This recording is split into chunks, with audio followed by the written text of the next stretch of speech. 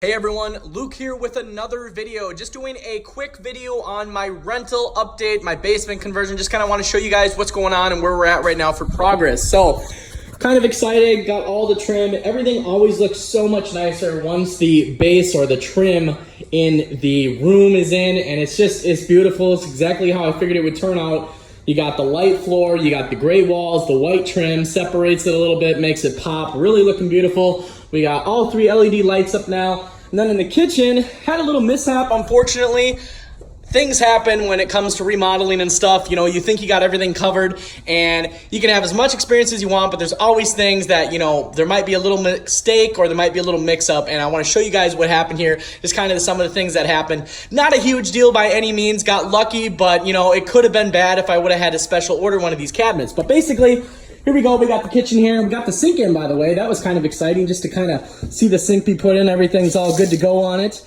And what happened is basically over here, you can see this vent or tube, whatever you want to call it, coming out of the soffit here, or the ceiling. And basically, so what's going on is this is basically on the outside face of the house or whatever, and it comes in, and what it's going to do is, this is going to be for the stove, and it's going to plug into a range, which is basically going to make it so, you know, whoever's down here renting, when they cook, it's not going to all go upstairs, and I'm not going to have to smell whatever kind of food they're making or baking, and I'm not going to get hungry. So that's basically what that does.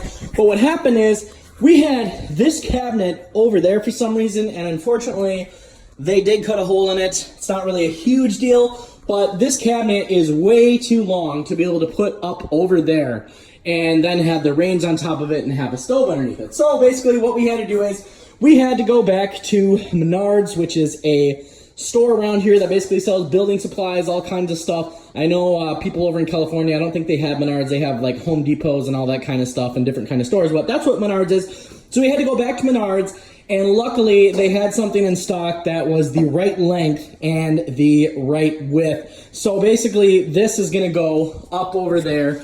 And basically, I'm going to be stuck with an extra cabinet. We're probably going to put it up over here in the wall. So basically, hey, it's just 2 extra cabinets for people. Not a huge deal. But it was just a little mix-up, and it, you know, kind of put everybody behind because I had to run and go get it. And then on top of that, we actually originally got one like this. But the difference is this one right here, I believe, is only 24 inches long.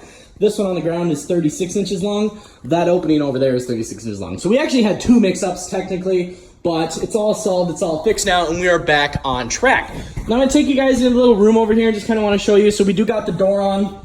We don't have, you know, it's not trimmed out yet. It's not completely finished, but basically that's the door right there. Trim isn't in here yet. Over here we have the closet. So the closet is pretty much done. Just got to put handles on it and then trim it out, obviously, with white trim, but that'll look real nice in there.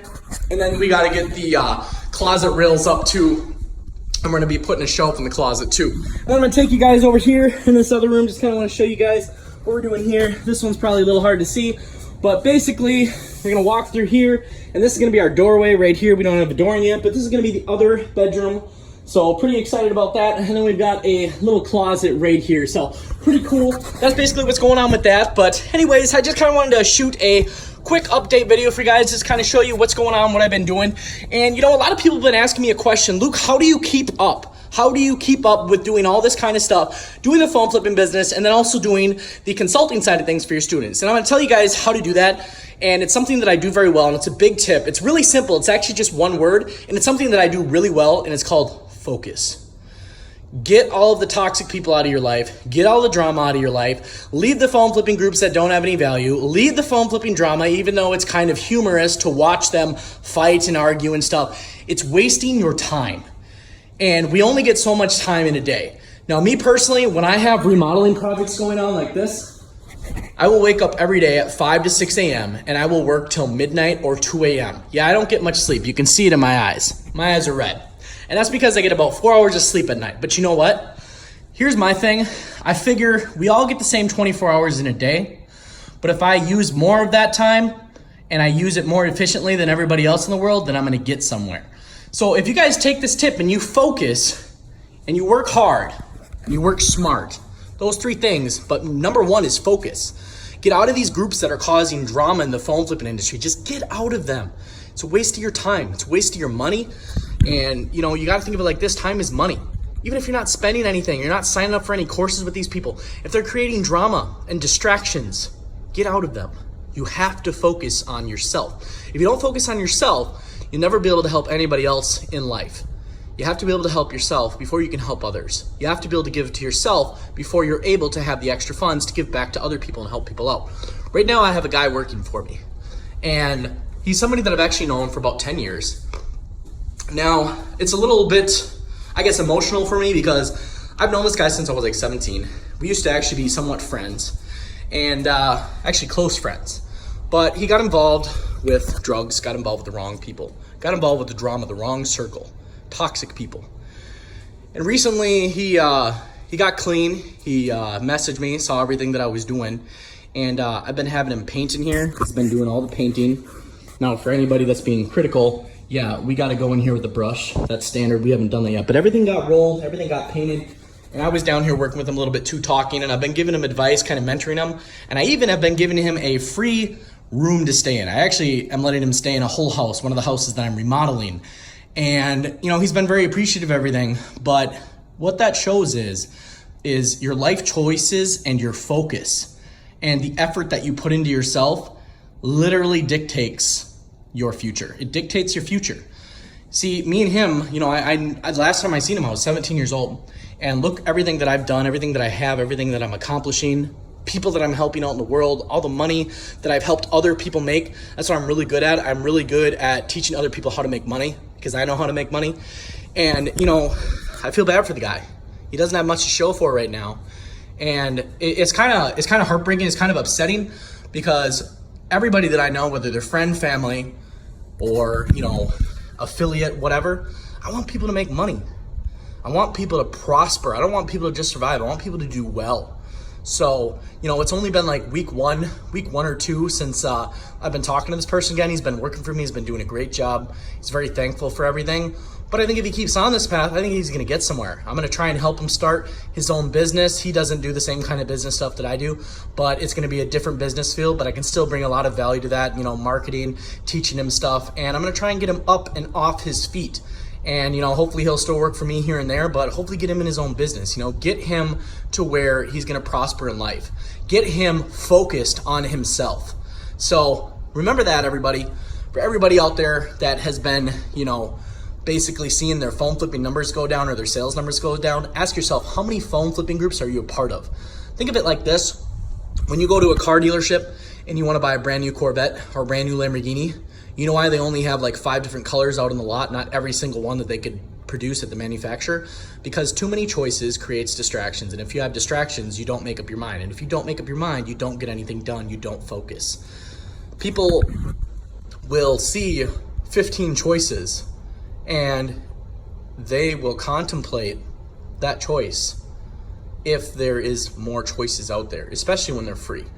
Now, when you think about purchasing a car, if there was 15 or 20 different colors of that same car on the lot, and say 4 or 5 of them are colors that you liked, it would take you a long time to convince yourself on which one you wanted to buy. So think of that when you're joining these free phone flipping groups. Think of them as distractions. Find one that you like. Find one with a mentor that you can trust. Find somebody who's been in the business for a long time. Find somebody who's actually living, walking, and talking what they say. A lot of gurus say that they make real money. Where's your houses? Where's your rentals? Where's your cars? Where's your bank accounts? They got nothing. They got no screenshots, no proof. And I don't say this to be hypocritical because I started with absolutely nothing, but I say this because people are easily fooled. People are easily misled. And you got to look into that before you start learning from somebody, because if you learn the wrong way your entire phone flipping career, you're never going to get as big as you'd like to. You want to do 6 figures a year? Learn from somebody who actually makes 6 figures, not says they make 6 figures. Something to consider.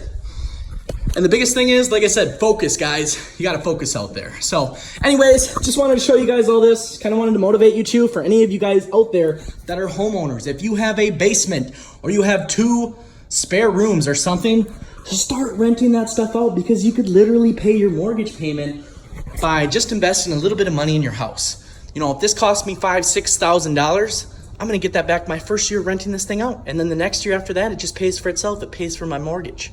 So just think of that.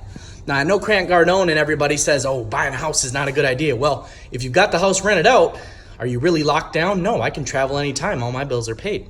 So keep that in mind, guys. Make sure you keep in mind different perspectives so long as those perspectives are successful. Keep that in mind. So always keep an open mind.